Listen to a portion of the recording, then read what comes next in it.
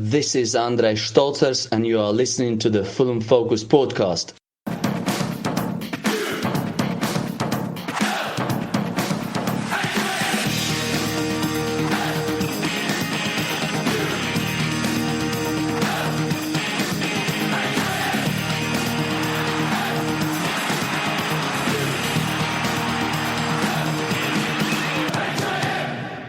Fulham.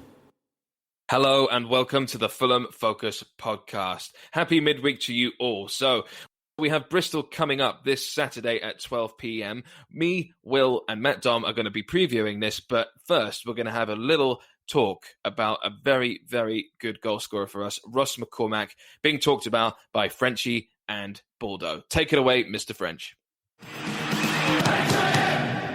Fulham. Right, I've got Baldo with me to talk about a player who was once one of the hottest properties outside the Premier League when he joined Fulham. He was with us for 2 seasons, then secured a big money move to Aston Villa and subsequently dropped off the radar. Ross McCormack signed for Fulham from Leeds in July 2014. He'd been captain at Ellen Road but handed in a transfer request, having scored 28 goals, making himself the Championship's top scorer. This was an exciting signing for Fulham, Baldo, wasn't it? Especially as we'd just come down and it was a signal of our intent, I guess. Exactly. You put the word perfectly there, a signal of intent, because I think top scorer last year, or certainly amongst the goals. Yeah, absolutely. And it was, again, marquee signing, I think. Yeah, I was certainly excited because, as everyone knows, sort of my history, my granddad's a Cardiff City fan, so I'd sort of known about Ross McCormack from his Cardiff City days and had been a big fan of his ever since then.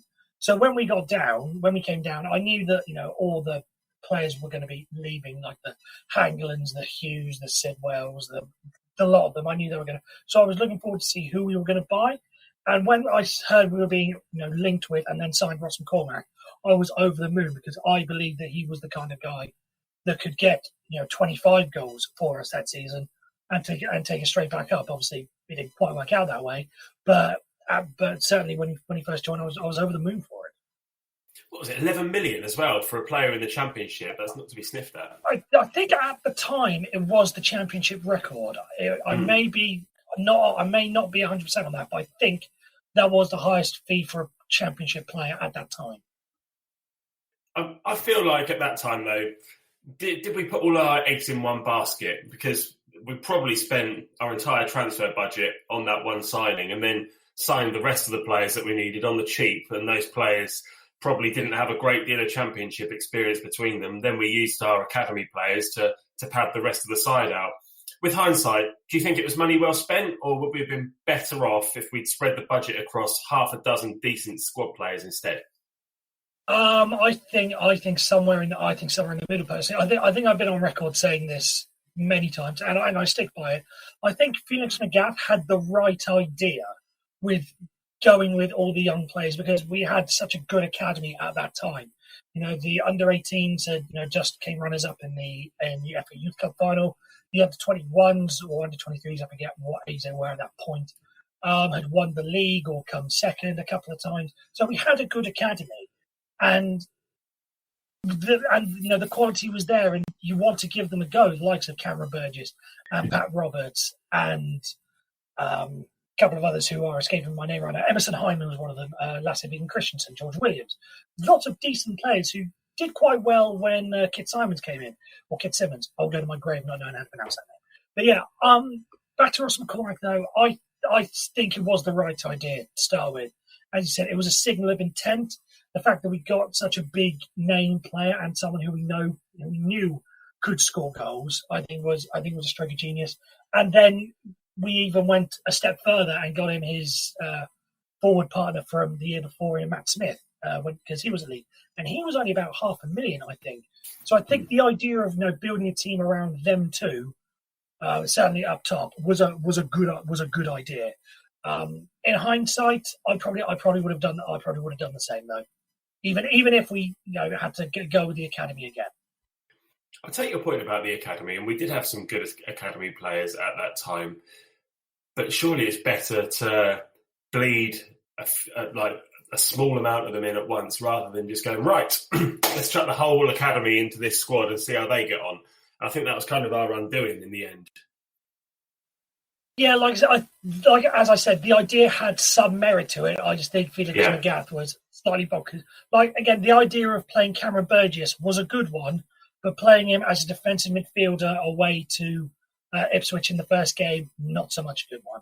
But introducing the likes of Emerson Hyman and Pat Roberts and Moussa Dembele, it was a nice idea, just poorly executed. Okay, well, he was given the captaincy. Did you think he was a good club captain? And there was talk, after all, of him being a disruptive influence when, having left Fulham and signing for Villa in summer of 2016, he failed to establish himself there, and he was linked with a move back to us in January 2017. But apparently the senior players at Fulham warned Slavisa Jokanovic away from doing that. I'll admit this was slightly news to me because I don't know what the difference is between a club captain and a first team captain, because my only knowledge was that Scott Parker had the armband in those days. So what the difference is, but obviously I'll go with it. But no, I don't think a player like him should be in a captaincy or a leadership role. I think if he was given that, I think it was purely because he's a good player rather than a leader. We've had this discussion numerous times about Tom Kearney. Is he a leader, or did he get it just because he's the best player? So no, I don't think that would have been. I don't think that was a good call if indeed that was the case. No, because I don't. You didn't see him, on the pitch being a sort of geeing the players up kind of guy. So yeah, I don't think that was. I don't think that was the right way to go. If indeed that was the case. Oh. And obviously it's difficult for us to comment on this because we don't see what goes on behind the scenes. But what do you make of the allegation that he was a disruptive influence off the pitch? I can kind of understand that. Again, just seeing big ego, I should imagine. Yeah, big ego. Yeah, seeing what he was like on the pitch. To an extent, there was a bit of Berbatov. Keep calm and pass me the ball. I can sort of understand that, but at the same time, he was our best player. And he was arguably the best striker, centre forward, whatever you want to call it, in the Championship at that time, so 2014, 2016. He was the best, I think, at that time. So you can understand why he would want the ball, why he would want to create things. So yeah, I can kind of understand that. I know we're going to get onto it later, but I personally didn't have a bigger problem with that because he was doing his job, which was to score goals. Everything else was just gravy at that stage. So, and he didn't do much of that, but he was there to score goals, and he did that. So I don't have a problem. He got a lot of his goals from set pieces, lots of penalties, and some fantastic free kicks. Has there been a better free kick taker for Fulham in your time watching them? I think it's a toss-up between him and Jimmy Bullard, who was just fantastic, and an underrated Simon Elliott, if anyone remembers that name from 2005-06. He was very good with set pieces, but it's really him and Bullard, number 1 and 2. But of course, Bullard didn't really have much of an opportunity to showcase it. I would probably lean it just towards Ross McCormack, but it's a very close battle. It's quite a contrast between then and now, because these days when we get a free kick on the edge of the box, we think, well, this is a waste of time. Whereas back then, it was almost like, well, we've probably got a 60-40, 70-30% chance of sticking this in the back of the net when McCormack's standing over it. And certainly with penalties, you think, right, this is definitely going in. Yeah, you felt somewhat confident in that because he could score. He could score from everywhere. His goals against Bristol City, the free kick there, and against, I think it was Bolton away when he was going on a fantastic run. He could score the free kicks from everywhere. Yeah. And you're right about Bullard as well. I don't know about Simon Elliott. I mean, I take it you're talking more about Simon Elliott's delivery into the box rather than banging the goals in. I don't ever remember him scoring for us. Yeah, I think he was good. He was good at set pieces and zero else. Yeah, maybe he's a bit slow, that guy. Ross McCormack scored 42 goals in 2 seasons for Fulham. He hit the net regularly in West London derbies against Brentford and QPR during that time. Which was your favourite Ross McCormack Fulham goal, Baldo? I think the cliche, for most fans, would be the chip against Bristol City, just because it was a great show of the sort of class that he could personify. And if anyone's seen clips of Berbatov lobbing the goalkeeper, you can see why I sort of made the comparison earlier. It was that sort of finish. But personally, I briefly just mentioned it. I think it was the free kick away at Bolton, just because you're just thinking he's not going to shoot from here, he's not going to score from here. And then he did, and it was a great goal. And that was during the time when we were really, really struggling for points. So for him to pop up with that was just a joy to behold, as it were. I've written down the third goal against Middlesbrough at home. When Middlesbrough was still in with a chance of promotion, and it was 3-3, and they sent their goalkeeper up, and it wasn't even the last day of the season, and it ended up screwing up their automatic chances because they didn't even get a point in the end. We broke away. McCormack did really well to beat his man on the halfway line, and then he waited for the keeper to get back in goal, then took it round him and then rolled it into the net. I think that was like 94th minute or something like that. It was. I remember that because there was a thing with Ryan Tunnicliffe as well, because Ryan Tunnicliffe was up in support with him, and obviously McCormack was on a hat-trick, and Ryan Tunnicliffe just saying, "No, you take it, you get the hat-trick." That's my abiding memory for it. Was just Ryan Tunnicliffe saying, "Nah, you do it." After you. Yeah, exactly. I enjoyed that goal. And Reading at home, when we were 2-0 down, I think it was a lunchtime kickoff, and he got the first one, and we ended up winning it 4-2. But he got the first one back for us. He kind of flicked it up and then hit it on the turn into the bottom corner. I enjoyed that goal. Yeah, that was a good goal as well. And also there was a free kick at home to Ipswich from, I feel like it was probably his furthest out free kick, probably about 35 yards, and he just stepped up and put it in the bottom corner. Cracking finish. Like we said, he was a really good free kick taker. So I couldn't really pick between those, to be honest. But they're all cracking goals, and he scored so many great free kicks as well that it's very difficult to choose one. The only players to score over 20 league goals in the new millennium for Fulham are Louis Saha, who got 27 goals during the 2000-2001 Championship winning season. Ross McCormack, in his last season for Fulham, scored 21 goals. And Mitro this season, who at the time of recording this, we're recording this on Saturday morning before the Preston game, Mitro's got 23, I believe. Ross McCormack was accredited with scoring the goals that kept us from going down whilst he was here. I always felt like his presence in the side affected the way that we played a little bit, and everything had to pass through him almost. He took the corners, he took the free kicks, he just did everything. Sometimes when you'd want him to be in the box, he was out wide. And sometimes I felt his presence in the team was almost detrimental. What's your view on that? Yeah, and I sort of briefly touched on this earlier. Because Russell McCormack was getting a lot of criticism in those days for basically scoring the goals and nothing else. And again, I think I mentioned it. I was absolutely fine with that because he's in the team to score goals.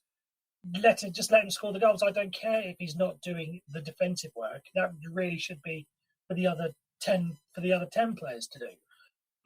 It would be like criticising Dan Burn, for instance, for not getting enough goals at the other end, even though he's been a fantastic defender. It's his job to score goals. If you can get him to do some defensive work, then that's fine, but it shouldn't really be expectant of him. So, which is why a lot of people say and I was very vocal of this when he left, saying don't blame me when we come back when we don't score enough goals. And the fact is, the next season we went on and we scored more goals, but key to that was we let in less goals. So was some of that down to the forwards doing some of the defensive work? I don't know. Was it the fact that our defence got better? Because it wasn't, Byrne and Richard Stearman, who weren't exactly the greatest, but the fact it was Michael Madill and Thomas Callas, and then Dennis Anointing and all the other ones. It could have been the fact that we got a better defence. If you'd have put Ross McCormack in that side with a better defence and Kevin McDonald in front of the back four and Stephen Johansson in front of the back four, would that have done a better job? We don't know. I personally think we would have been fine either way. So I'm not going to be criticising Ross McCormack for his lack of defensive work, because that's not the player he was, and to expect him to do that defensive work. I don't expect him. I didn't mean he should have defended more. I wanted to see him on being more of a centre forward rather than trying to be out wide, be a provider, just be that man in the middle. I know that wasn't really his game, but I feel like he almost got in the way of some of our other players and stifled their creativity a little bit for the sake of his own. Yeah, you can make that argument, but at the same time, if he was out wide because he was looking to cross the ball in for the likes of Moussa Dembele, who he formed a great partnership with in that season. So again, I'm not going to hold too much against him on that front. And that's the other argument, isn't it? Of course, Danny said this to me yesterday when we were chatting about putting this together. he did have a good partnership with Moussa Dembele, and they did bounce quite well off of each other as well. Yeah, you can make the argument. We haven't really had many partnerships in recent years. It's always been like Mitro's been up top of his own, Chris Martin's been up top of his own. We haven't had any partnership. You could argue that's one of the best partnerships we've seen. This side of the year 2000. Apart from obviously McBride and Helgeson, you know how much I love that. But McCormack and Dembele has arguably been the best partnership that we've had. All right, mate. Well, just over a year ago, having left, obviously, Ross McCormack said in an interview that leaving Fulham for Aston Villa in 2016 was the wrong thing to do with hindsight, and that he feels like he could have finished his career at Fulham. Do you think that he's right, and would that have been to our benefit had he stayed?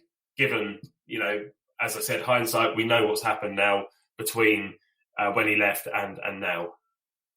Yeah, because he's sort of petered off a bit since he never really got going at Aston Villa. Then he went to Nottingham Forest, I think it was. Then I think it was Australia after that. I'm not sure you're right. His career path after that. Motherwell last year. Yeah, and again, a lot of it comes back to what I was saying earlier: is did he fit the style of play?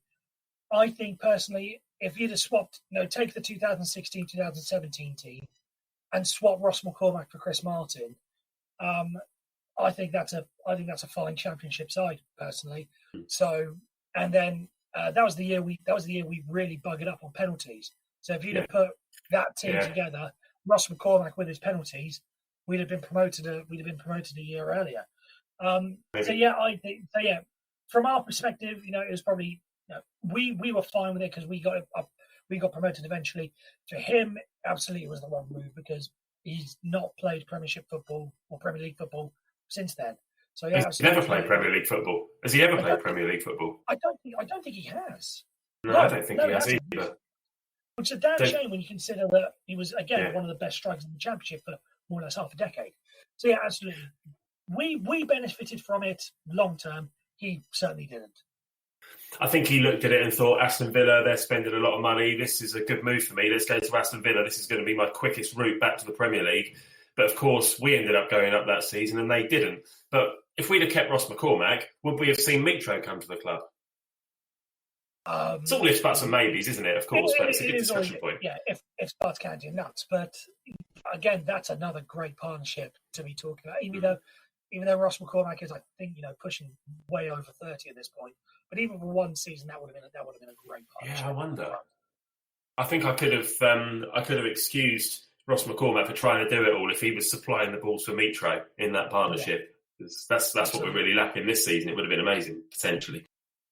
All right, mate. Well, I always think a player like Ross McCormack, who scores so many goals at a decent level, let's be honest, the Championship is a decent level.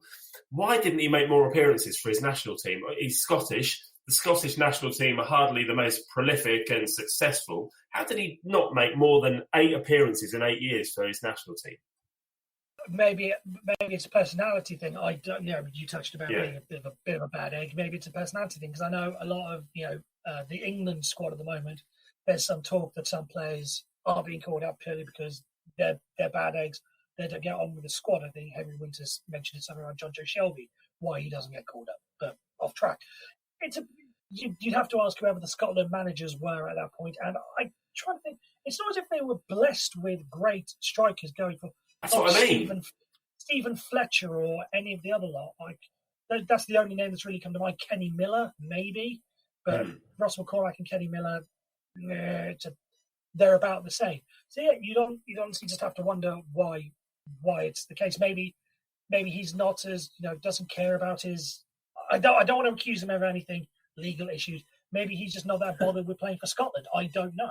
It's just a weird one. I honestly can't put a reason to it.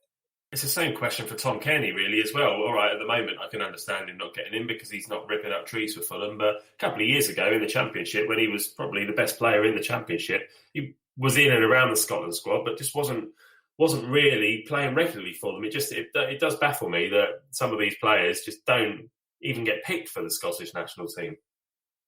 And not to slight the Scottish national team, they're on a bit of a resurgence. They're about 2 games away from a major tournament for the first time since 1998. So let's give them something. Good luck to them. good luck to him. I want to see all the British sides doing well. Yeah. Well, not England. Let's cut it. I do not want England to do well. God, that's going to come back to haunt me. Yeah. So good luck to Scotland, but it's a bit of a shame that McCormack didn't get all the praise and caps that he really, really deserved. All right, well, let's come on to rating his career then. Rate his Fulham career out of 10, as we always do. I would personally give it an 8, just because he did a lot of great things, but there will always be the way he left and the manner in which he left will always be a bit of a smudge on his career. And again, some people will hold the lack of defensive work and your thing about not being a true centre forward, as it were. People will hold that against him, but you can't really deny that, as you mentioned, his goals single-handedly kept us up, arguably for 2 years running. So he was, not exactly legend or icon status, but certainly a fantastic player for us. So I'd give an 8, maybe lean towards an 8.5. I'm not going to be as generous as that. I really associate his time with the club with quite a crap time for the club. Really, we just come down and we didn't really have an identity at that time. We were struggling around. We had bloody Felix McGatt for a bit, then Kit Simons came in, and I never felt like he was a long-term solution. Not that this is Ross McCormack's fault, of course. And we didn't really have an identity playing-wise until Slav came along. And you're right, I guess Ross McCormack just kind of kept the club afloat with his goals at that time. He was there for a couple of seasons and scored 42. I'm going to give him a 7, but I feel like I'm being generous. I want to give him lower than a 7, really, but I can't because of the amount of goals that he scored. Yeah. I'm looking more towards the positive. I'm looking towards the positive, but the negatives are dragging it back.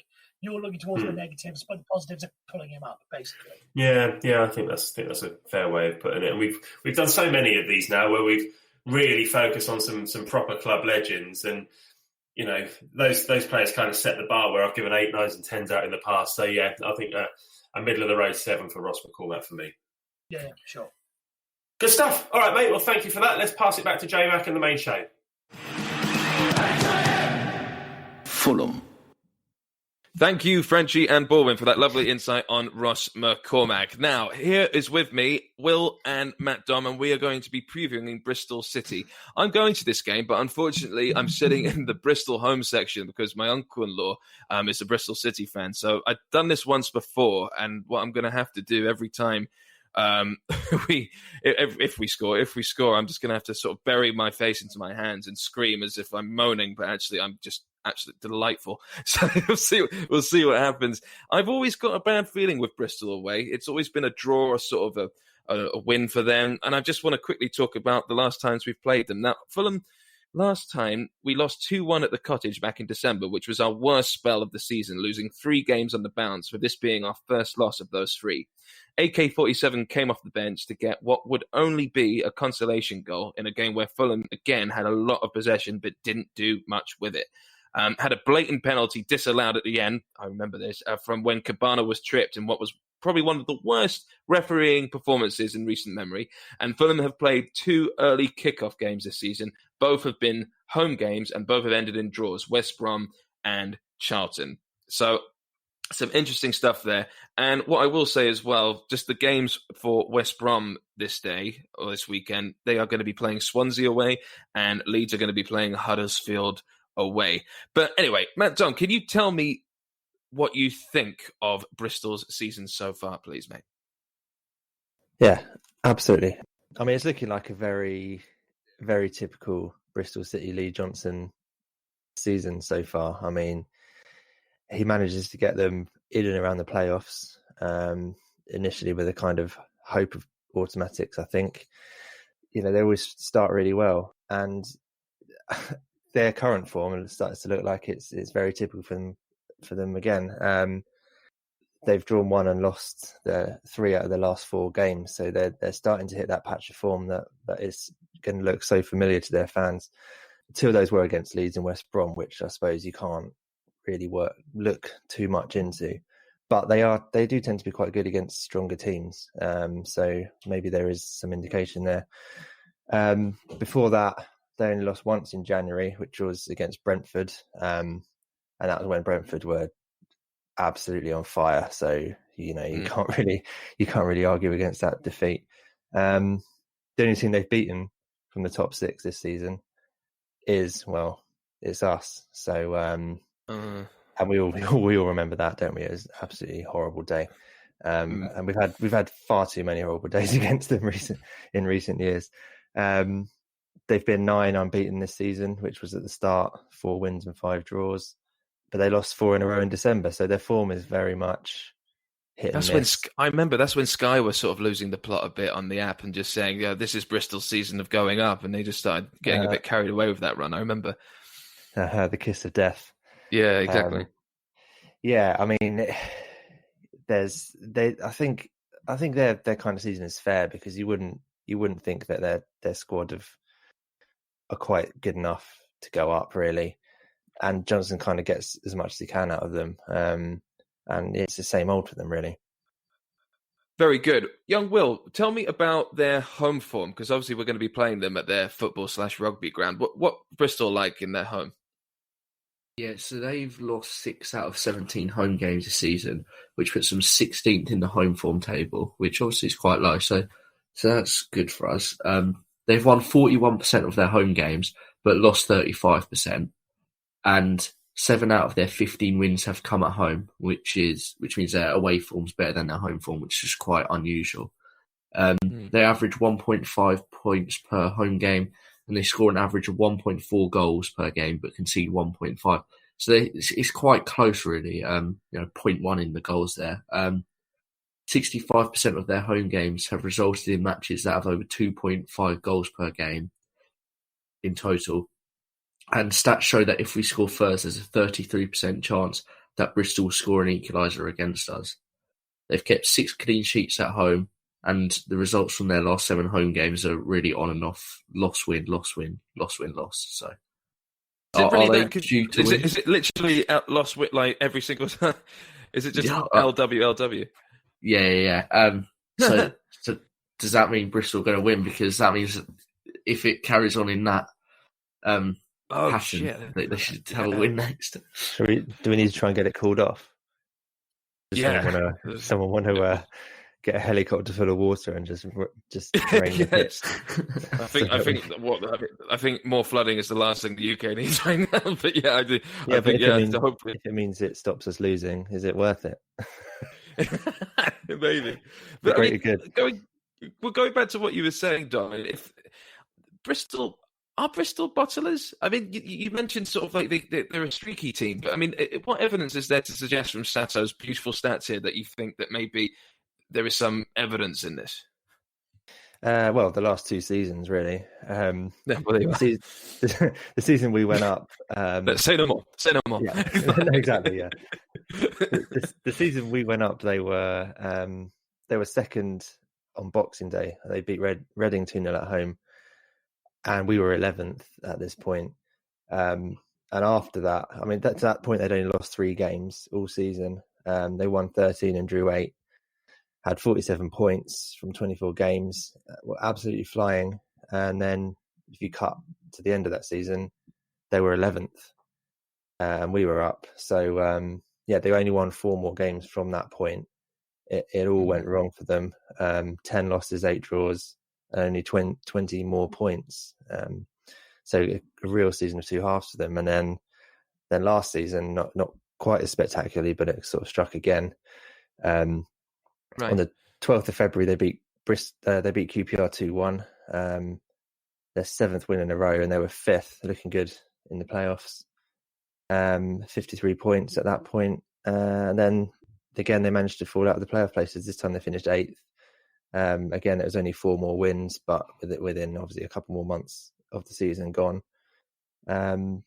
They had 4 wins, 5 draws, and 6 losses from the remaining games. And their finish to the season was awful.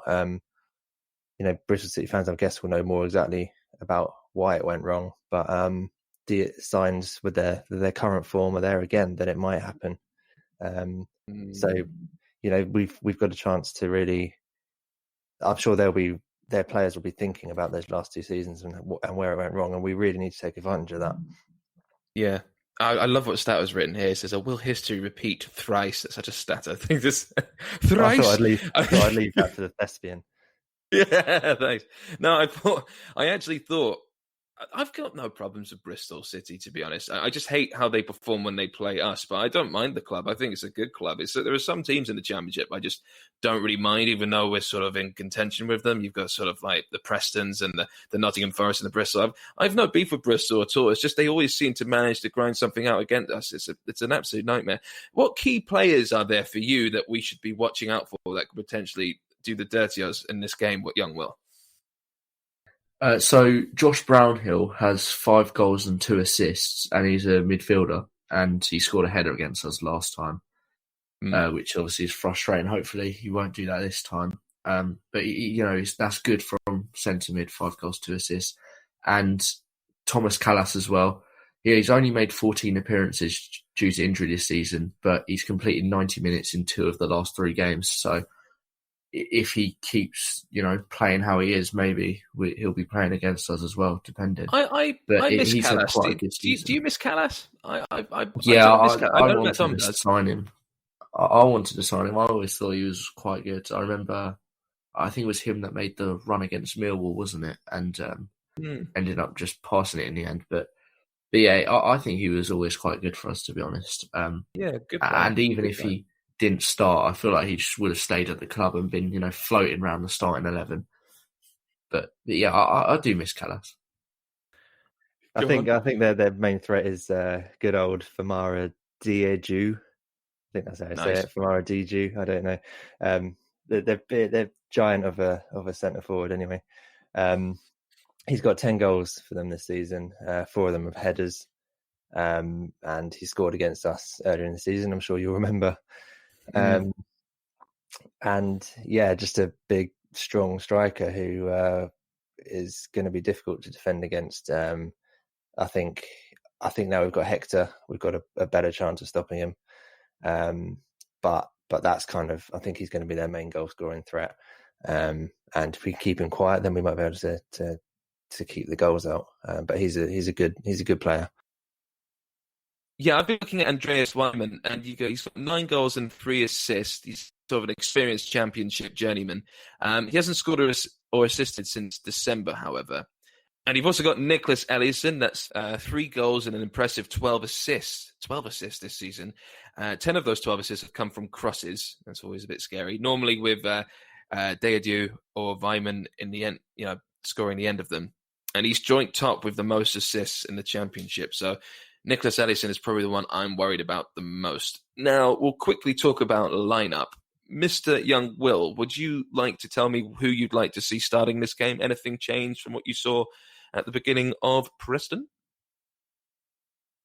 Well, everyone's been talking about Kamara and Cabano. But obviously Joe Bryan not being there, of course. Sorry. That was yeah. And so Adoy and Christie as the fullbacks for me.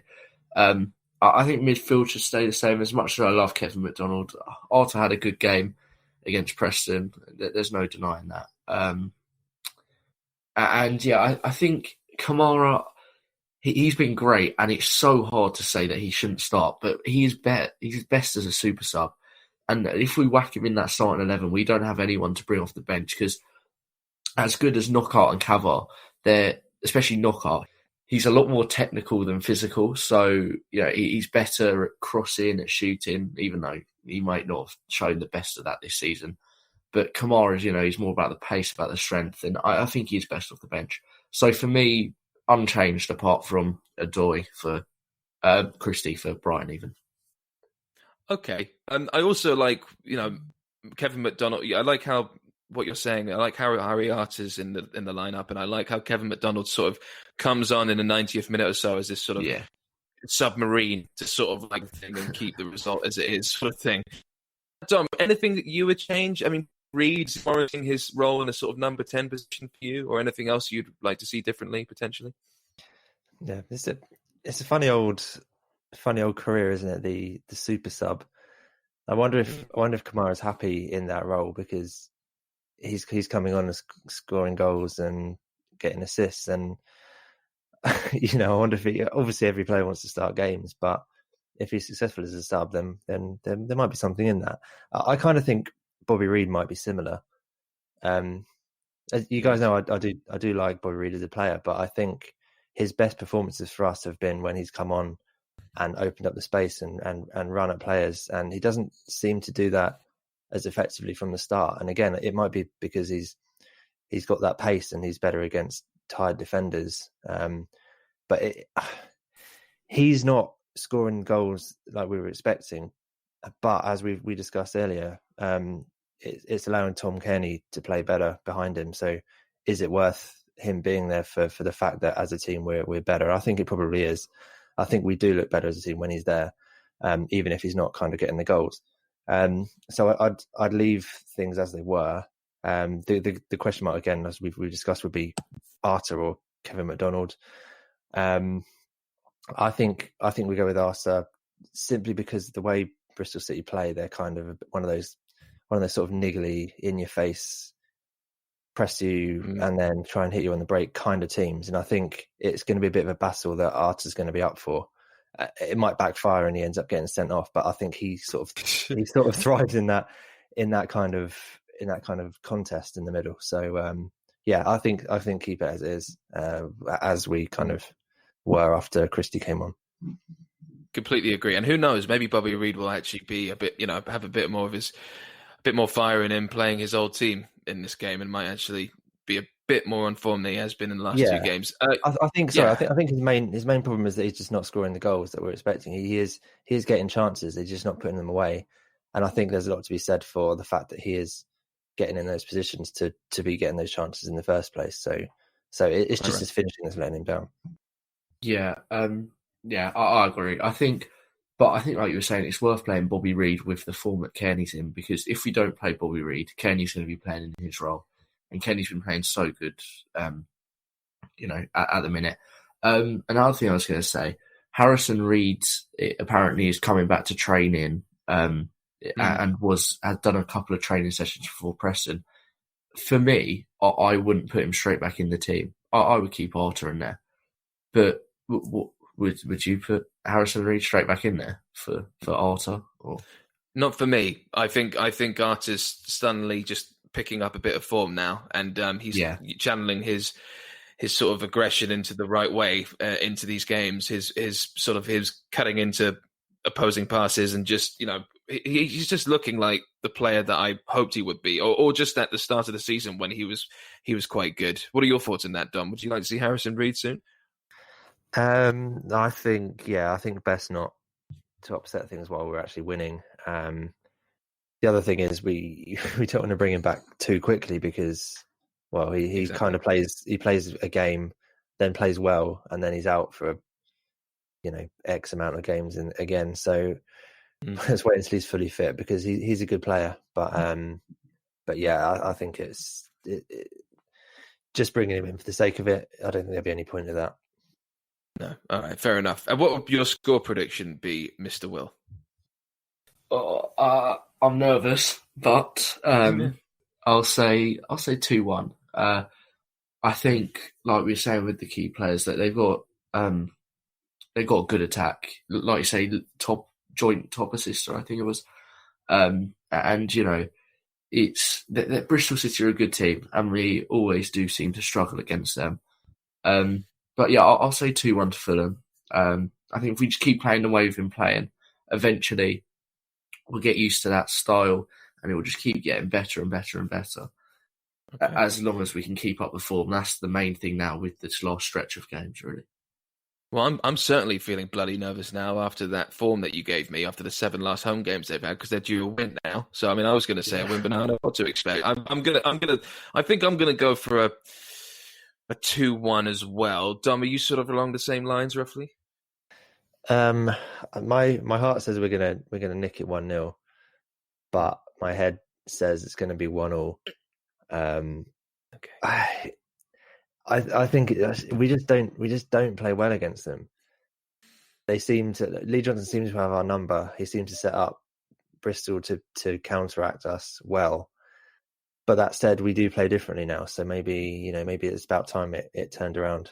I think a draw is actually a good result, but we need a win.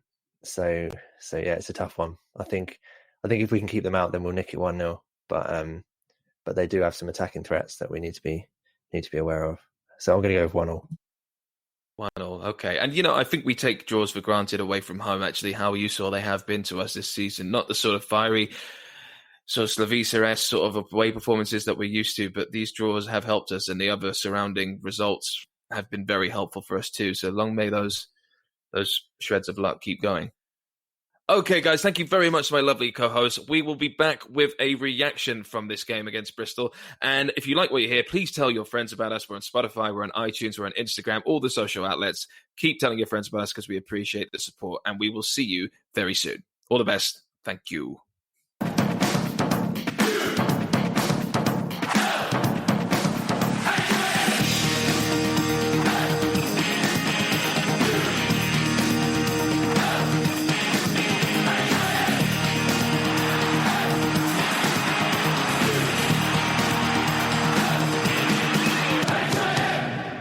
Fulham.